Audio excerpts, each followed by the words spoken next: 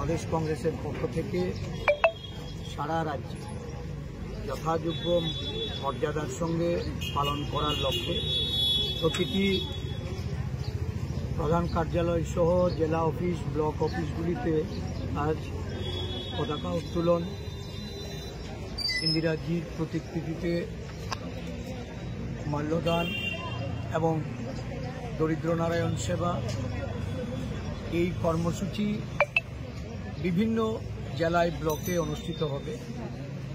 প্রদেশ কংগ্রেসের প্রধান কার্যালয়ে পতাকা উত্তোলন এবং ওনার প্রতিকৃতিতে মাল্যদান করে আমরা গান্ধীঘাটে ইন্দিরা শহীদ বেদিতে আমরা পুষ্পার্ঘ্য অর্পণ করব।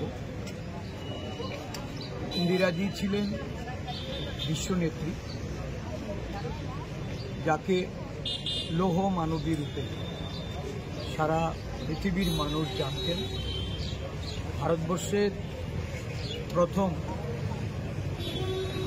মহিলা প্রধানমন্ত্রী রূপে উনি দেশকে নেতৃত্ব দিয়েছেন। সমগ্র বিশ্বে ভারতবর্ষকে সুনামের সঙ্গে উনি শ্রেষ্ঠ আসনে প্রতিষ্ঠিত করেছেন। ইন্দিরাজি ছিলেন সংহতির মূর্ত প্রতীক। উনার আত্মবলিদান আজও দেশবাসী স্মরণে রেখেছে। দেশের সংহতির জন্য জীবন দান করে এই দেশের অখণ্ডতা, এই দেশের মধ্যে সন্ত্রাসবাদের বিরুদ্ধে লড়াইয়ে যে দিশা উনি দেখিয়েছেন, আজও ভারতবর্ষের জাতীয় কংগ্রেস সেই দিশায় পরিচালিত হচ্ছে।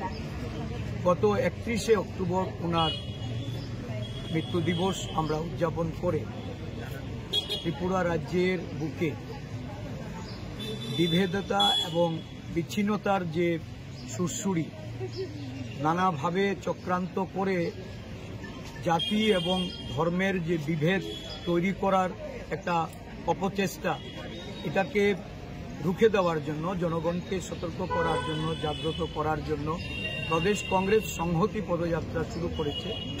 এই সংহতি পদযাত্রার আজকে সমস্ত জেলায় জেলায় এটার সমাপন কর্মসূচি হবে।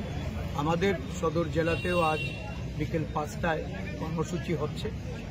এই কর্মসূচির মাধ্যমে আমরা সারা রাজ্যে মানুষের যে সাড়া পেয়েছি এবং সংহতির পক্ষে মানুষ যেভাবে বেরিয়ে এসেছে, ইন্দিরাজির এই ভারতবর্ষের প্রতি তার যে অবদান, দেশের নেতৃত্ব দানে যে সমস্ত ভূমিকা উনি পালন করে গেছেন, আজও দেশের মানুষের কাছে ইন্দিরাজি প্রাসঙ্গিক।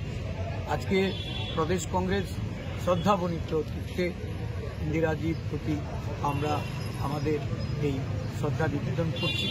এই কর্মসূচিতে আমাদের সমস্ত সিনিয়র লিডাররা এসছেন, আমাদের দলীয় বিধায়করা এসছেন, আমাদের বিভিন্ন শাখা সংগঠনের নেতৃত্বরা মিলে একযোগে এই দিনটিকে আমরা উদযাপন করছি।